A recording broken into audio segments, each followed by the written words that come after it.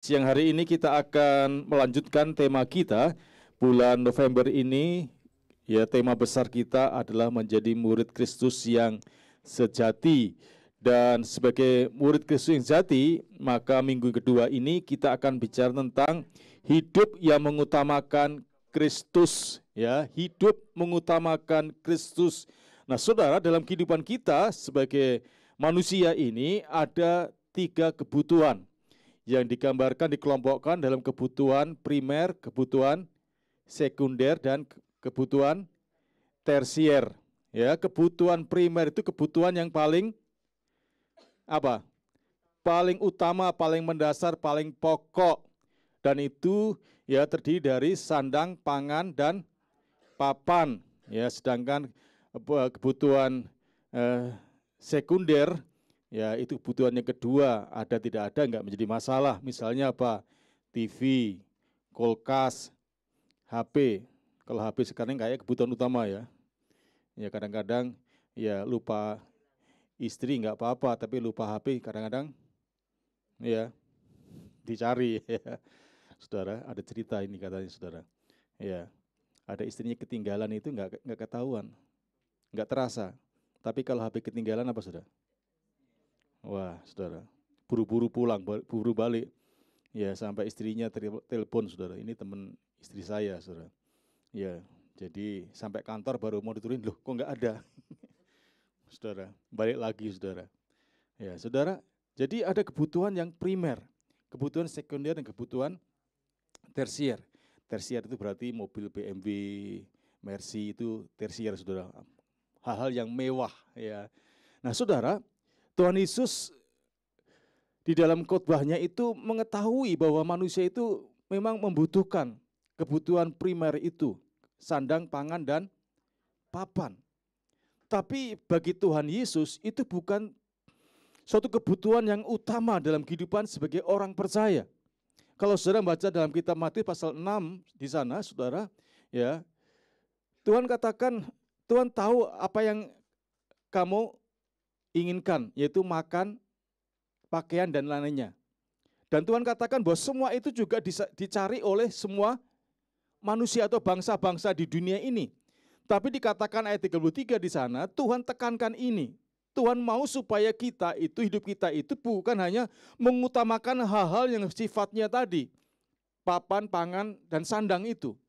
Ya, karena itu juga semuanya orang cari.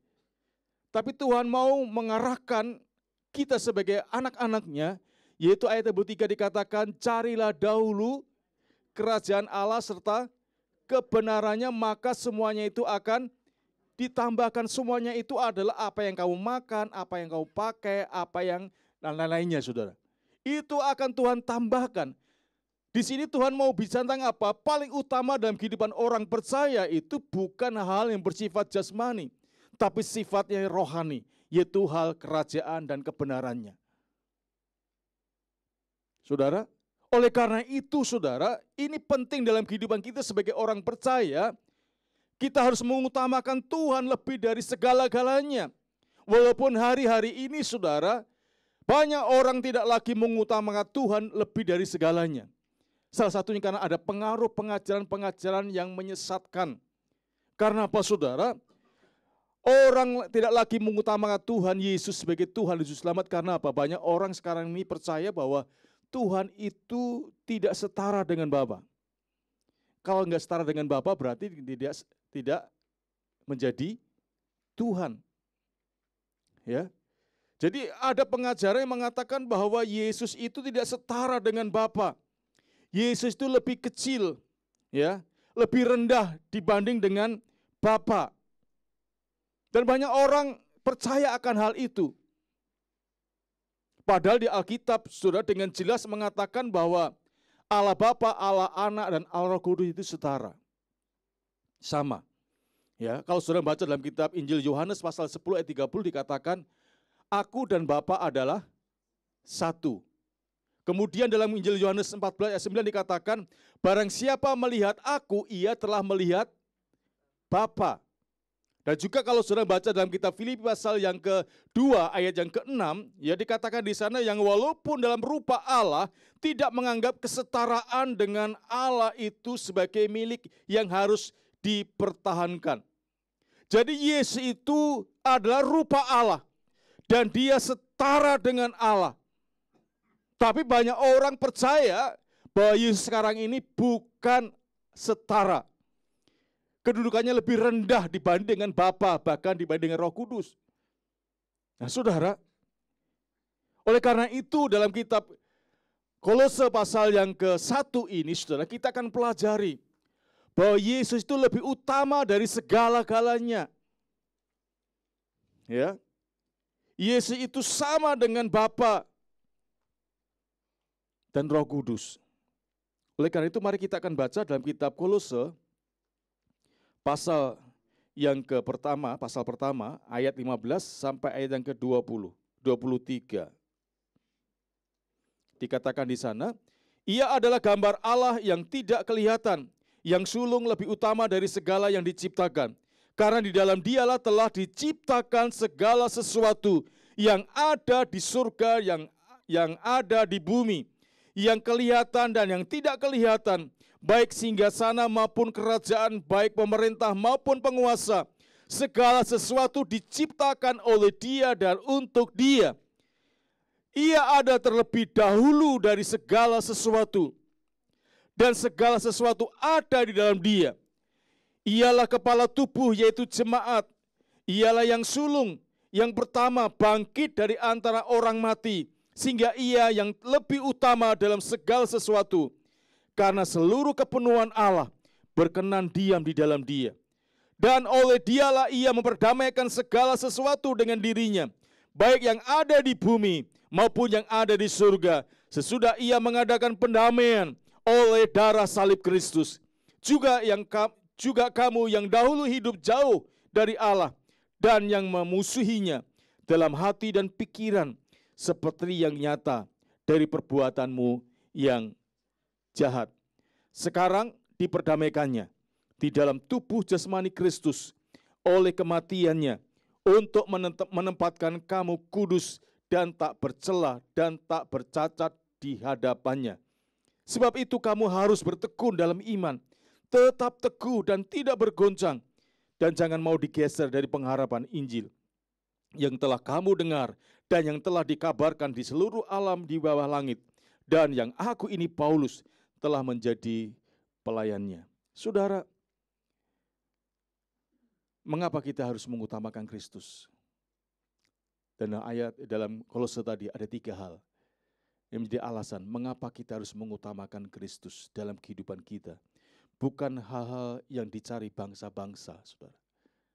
Yaitu yang pertama, karena Kristus adalah pencipta. Mengapa kita mengutamakan Kristus? Karena Tuhan Yesus Kristus itu adalah pencipta.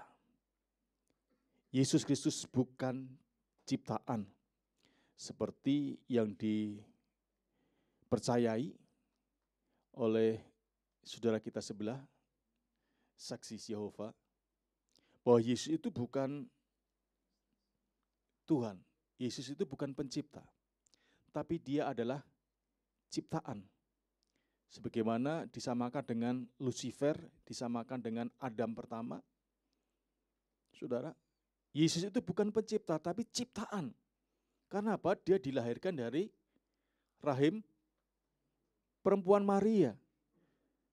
Tapi kan dia lahir di dunia ini bukan hasil benih lelaki, tapi dari karya Roh Kudus, yaitu firman yang menjelma menjadi manusia. Dikatakan dalam Yohanes 1 di sana, pada mulanya adalah apa? Firman. Firman itu bersama dengan Allah, dan firman itu adalah Allah. Ayat 14, kemudian firman itu menjadi manusia. Nah, mereka menganggap bahwa Yesus itu adalah ciptaan, bukan sang pencipta. Tapi Alkitab tadi dengan jelas mengatakan bahwa segala sesuatu diciptakan oleh Dia. Ya, sebagaimana ya dikatakan Dalam ayat yang ke-16, ya, 15-16 dikatakan, Ia adalah gambar Allah yang tidak kelihatan, yang sulung lebih utama dari segala yang diciptakan. Karena di dalam Dialah, di dalam Kristus telah diciptakan segala sesuatu. Yang ada di surga dan ada di bumi, yang kelihatan dan yang tidak kelihatan, baik singgasana maupun kerajaan, baik pemerintah maupun penguasa, segala sesuatu diciptakan oleh Dia dan untuk Dia.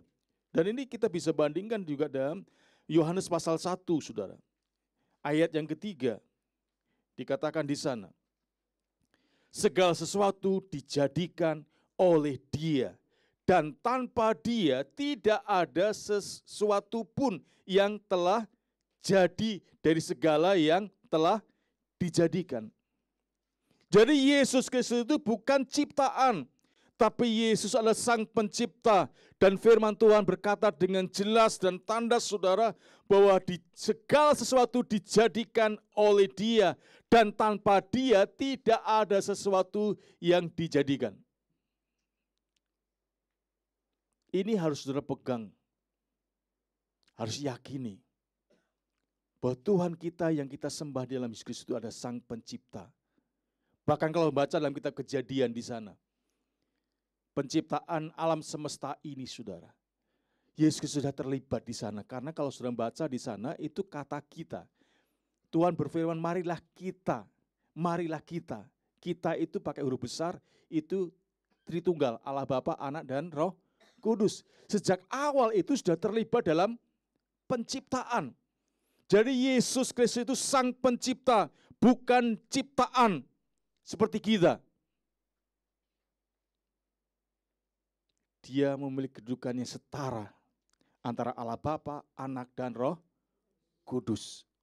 Dia adalah Allah, saudara, Sang Pencipta. Ya. Yesus adalah Sang Firman yang telah terlibat sejak penciptaan alam semesta.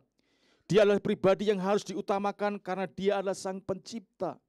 Nah, masalahnya, pertanyaan kita bagi kita saat ini adalah, apakah Yesus Kristus yang kita hidup pada zaman ini masih berkarya, masih menciptakan, masih sanggup melakukan sesuatu, saudara? Apakah Yesus masih berkarya enggak? Apakah Yesus masih bekerja enggak, saudara? Kalau kita baca dalam kitab Ibrani pasal 13 ayat 8 dikatakan apa? Yesus Kristus tetap sama. Yesus tetap sama kemarin, hari ini, dan sampai selama-lamanya. Kata tetap sama artinya tidak apa? Tidak berubah. Jadi Yesus Kristus tetap mampu untuk terlibat di dalam segala sesuatu.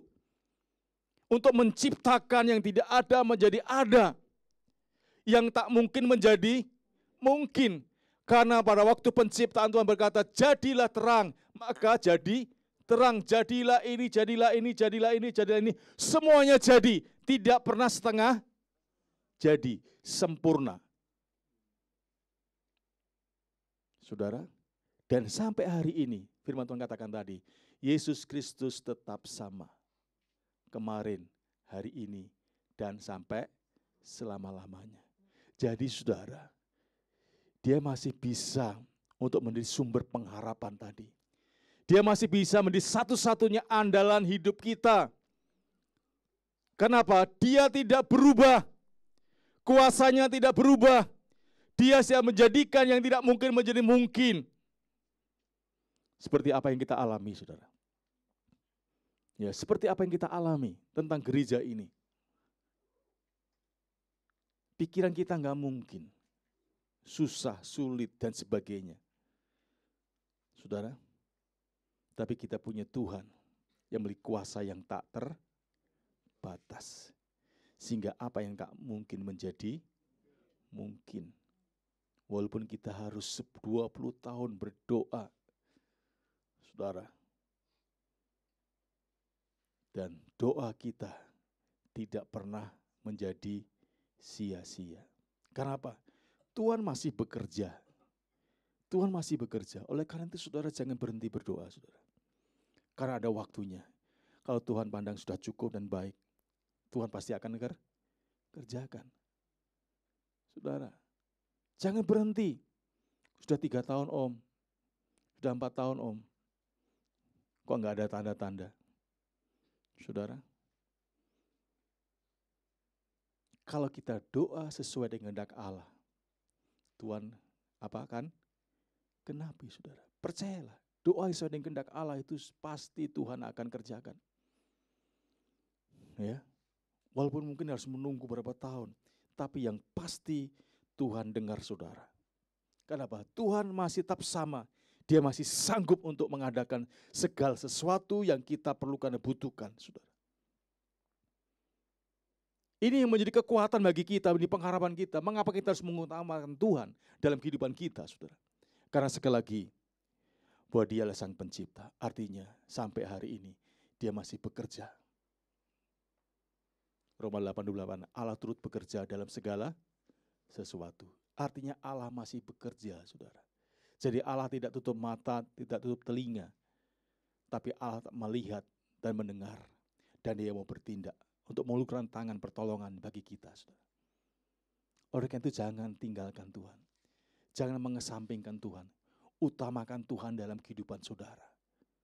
Ya, karena apa? Dia Sang Pencipta. Itu yang pertama. Yang kedua, karena Kristus adalah kekal. Ayat 17 dikatakan di sana. Ya. Kolose 1 ayat 17 dikatakan apa, saudara? Ia ada terlebih dahulu dari segala sesuatu, dan segala sesuatu ada di dalam Dia. Perhatikan, ia ada terlebih dahulu dari segala sesuatu. Jadi Yesus itu sudah ada terlebih dahulu dari segala sesuatu, karena Dia tidak berawal dan tidak berakhir. Bahkan itu juga dinyatakan, diteguhkan dalam Yohanes pasal 8 ayat 58. Tuhan Yesus berkata kepada kita semua, yaitu dikatakan apa? Kata Yesus kepada mereka, aku berkata kepadamu, sungguhnya sebelum Abraham jadi, aku telah ada. Jadi sebelum manusia ada itu, saudara, Allah sudah ada, Yesus sudah ada. Keberadaannya itu, saudara, tidak berawal dan tidak berakhir. Saudara dikasih Tuhan, hal itu membuktikan bahwa Yesus Kristus itu adalah Allah. Yesus Kristus adalah Tuhan. Dia kekal dalam keilahian dan ketuhanannya. Ini sekaligus membuktikan bahwa Dia adalah Tuhan. Yesus Kristus adalah pemilik kehidupan itu sendiri. Dari dirinya mengalir kehidupan itu sendiri. Sehingga maut tidak berkuasa atas kehidupan siapa? Yesus. Karena dari dirinya mengalir kehidupan, sumber kehidupan. Sehingga Tuhan katakan dalam kitab Injil Yohanes pasal 11 dikatakan di sana, akulah kebangkitan dan hidup. Barang siapa percaya kepadaku, ia akan hidup walaupun sudah mati. Dan setiap kita yang hidup dan percaya kepada Dia, tidak akan mati untuk selama-lamanya. Kenapa? Dia adalah sumber kehidupan itu. Karena Dia memiliki kekekalan itu, saudara. Nah, di sini satu pelajaran yang dapat kita pelajari, saudara, bahwa Dia adalah kekal. Artinya itu, saudara, Dia memiliki apa, saudara? Dia memegang kendali atas dunia dan kehidupan kita ini. Dari waktu ke waktu, dari awal sampai akhir, Dia yang memegang kendali kehidupan kita dan dunia ini. Jadi ketika sekitar kita seolah-olah sudah tidak dapat terkendali lagi, saudara. Sehingga itu membuat kita sering mengalami ketakutan, kekhawatiran, kecemasan, bahkan frustasi. Saudara harus ingat bahwa kita punya Tuhan Yesus yang kekal. Artinya Tuhan yang memegang kendali sejarah dunia ini dan kita manusia di dalamnya. Sehingga kalau terjadi apa-apa, saudara, Tuhan tahu enggak, saudara? Tuhan tahu enggak? Tuhan tahu. Kalau Tuhan izinkan terjadi, jadi. Artinya apa? Segala sesuatu dalam kendali Tuhan. Termasuk apa yang terjadi dalam kehidupan saudara. Jadi Tuhan tidak akan pernah mengizinkan sesuatu terjadi dalam kehidupan kita sebagai orang percaya kalau itu bukan seizin dan kehendak Tuhan. Kenapa? Segala sesuatu dalam kendalinya. Sehingga Tuhan katakan tidak sehelai rambut pun jatuh kalau itu tidak seizin dengan Tuhan. Jadi kalau ada sesuatu terjadi, saudara, itu masih dalam kendalinya siapa? Tuhan. Walaupun kita sudah nggak bisa menguasai situasi itu, tapi kalau Tuhan izinkan itu masih dalam kendali Tuhan. Masalahnya, kita mau datang kepada Tuhan nggak yang punya kendali itu? Mau nggak, saudara? Aku sudah nggak kuat, Tuhan. Aku butuh kekuatan-Mu, Tuhan. Saudara, kita memang nggak kuat. Tapi kalau kita datang kepada Tuhan dan minta kekuatan Tuhan yang punya kendali itu, punya kuasa itu, Tuhan kasih nggak, saudara? Tuhan kasih loh, saudara. Dan itu saya alami sendiri. Ya, ketika aku sudah nggak kuat, Tuhan. Sudah nggak kuat aku, Tuhan. Tapi saya ingat Filipi 3 ayat berapa? 4 ayat 13. Segala perkara dapat kutanggung dalam Dia yang memberi kekuatan kepadaku.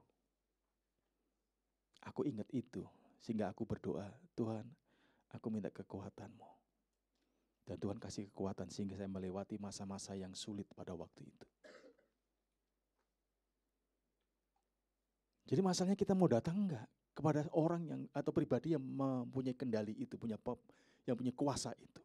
Seringkali kita tidak datang kepadanya, sehingga memang kita tidak bisa mengendalikan dan kita bisa mampu mengatasi situasi itu. Tapi selama kita mau datang kepada Dia yang adalah kekal itu, yang punya kendali, punya kuasa untuk mengendalikan segala sesuatunya. Saudara, percayalah, Tuhan akan menolong saudara. Tuhan akan campur tangan dalam setiap kehidupan saudara.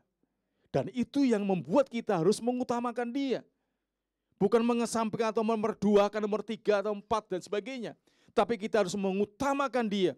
Kita harus menjadikan Dia satu-satunya yang dapat kita andalkan dalam kehidupan kita. Walaupun nanti Tuhan mungkin berkata, Bu Meli datang tuh. Ya, itu membutuhkan pertolongan Tuhan. Tuhan bisa menggerakkan Ibu Meli. Ya, Tuhan bisa menggerakkan siapa saja di antara kita untuk menolong orang itu. Kenapa? Tuhan yang punya kuasa yang mengendalikan itu, saudara. Jadi jangan mikir caranya Tuhan gimana. Nanti stres juga, saudara. Kadang-kadang cara Tuhan itu tidak pernah kita bayangkan atau pikirkan. Tahu-tahu kok orang datang ya, siapa A, si B, nggak kenal. Tapi Tuhan suruh datang ke mereka untuk menolongnya. Saudara yang dikasih Tuhan. Yang kedua, Tuhan itu, Yesus Kristus, mengapa harus kita utamakan dalam hidup kita? Karena Dia adalah kekal. Ya, Dia adalah kekal. Dia punya kuasa. Dia yang memegang kendali atas setiap kehidupan kita dan dunia ini, saudara.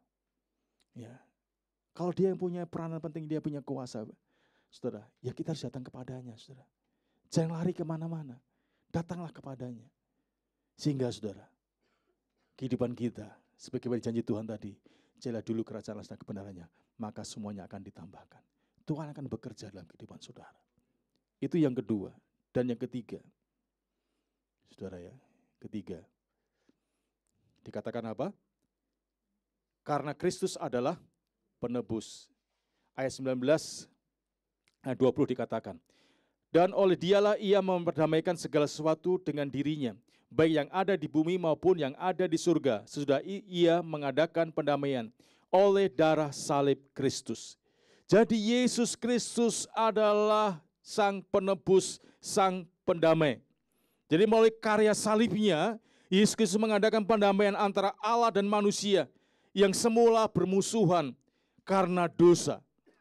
Terpisah antara Allah dan manusia. Tapi dengan kematian Yesus Kristus di atas kayu salib, itu mengadakan perdamaian. Sehingga antara Allah dan manusia dapat kembali berjumpa. Bahkan saudara, dipulihkan hubungan kita dengan Dia. Sehingga kita bisa manggil Dia, ya Aba, ya Bapa. Saudara, kita dahulu memang termasuk digolongkan orang-orang yang jahat di mata Tuhan. Orang-orang yang berdosa. Tapi sekarang, sekali lagi saudara, tapi sekarang adanya karya penebusan Kristus Yesus, maka kita yang dulunya berdosa itu, karena ada penebusan, dikatakan kita menjadi suci, menjadi kudus, menjadi tak bercacat celah di hadapan Tuhan. Sehingga saudara, setelah kita menjadi orang percaya, sudah dikuduskan, disucikan, diampuni, di depan kita itu harusnya ada kata santo dan santa, seperti jemaat di Korintus. Ya, di sana santo, santa. Kalau santo itu pria, santa itu perempuan. Artinya orang kudus. Posisi kita di hadapan Allah itu sudah dikuduskan, disucikan oleh karena darah Kristus. Sehingga kita yang jauh jadi dekat, dulu dalam kegelapan menjadi terang. Dulu musuh menjadi kita diangkat menjadi anak-anaknya. Nah saudara, oleh karena itu kita harus mengutamakan Kristus lebih dari segalanya. Sehingga dalam ayat yang terakhir tadi dikatakan, apa yang harus kita lakukan sebagai orang yang sudah mengalami penebusan, pengampunan, penyucian Tuhan. Yaitu ayat 23, sebab itu kamu harus bertekun dalam iman, tetap teguh dan tidak bergoncang, dan jangan mau digeser dari pengharapan Injil. Kalau kita mau mengetahui kebenaran hal ini, percaya akan kebenaran ini saudara, maka mau tidak mau, dampak atau akibat yang harus kita lakukan adalah kita harus tetap bertekun dalam iman. Tetap teguh, tidak bergoncang, tidak bergeser, saudara, dari Injil Yesus Kristus. Artinya tetap kita percaya. Sekali percaya, tetap percaya. Jadi bukan hanya Coca-Cola, tetapi iman pun kita harus tetap percaya. Apapun terjadi tetap percaya. Tidak digeser, tidak bergoncang, tidak berubah, tapi tetap tekun dan setia. Percaya kepada Tuhan. Karena apa? Tanpa Dia tidak ada penebusan. Tanpa Dia tidak ada pengampunan. Berarti tanpa Dia tidak ada keselamatan. Kesalahan hidup kita tidak akan membawa keselamatan. Kesalahan kita sebagai orang percaya itu adalah buah dari keselamatan itu. Tapi bukan syarat untuk keselamatan. Keselamatan hanya bisa terjadi ketika Yesus menebus dosa kita. Tanpa itu, saudara, jangan berharap kita mendapatkan keselamatan. Oleh karena itu, saudara, tidak ada cara lain dalam kehidupan kita sebagai orang percaya. Mari kita lakukan sebagaimana khotbah Tuhan Yesus tadi. Carilah dulu kerajaan Allah kebenaran. Artinya mengutamakan Tuhan lebih dari segalanya. Maka Tuhan akan memberikan segala apa yang kita butuhkan untuk bisa hidup dalam dunia ini, saudara. Oleh karena itu, mari kita berdiri bersama-sama. Kita akan datang kepada Tuhan.